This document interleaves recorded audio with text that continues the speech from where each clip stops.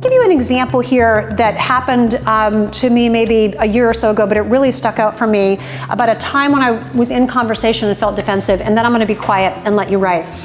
But this happened, Natalie, you'll know the story because you were on the webinar. We were delivering a virtual webinar on courageous communication.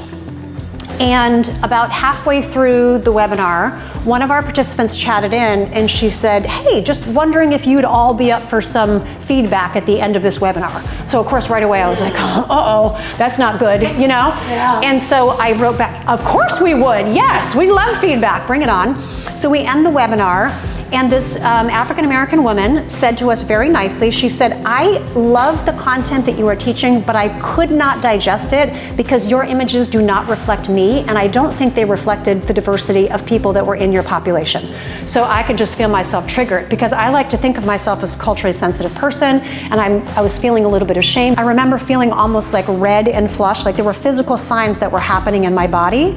And then there were also emotions. I think at that moment I was feeling shame, embarrassment, and probably I would say worry or fear. So what I want each of you to do is think about a time that you were in conversation recently and you know you were feeling defensive. Like you can look back on that now and be like, yep, I was defensive. And think about what was happening in your body physically, or what were you doing with your body that are signs of defensiveness, and what emotions were you feeling? Try to get as specific as possible with your emotions.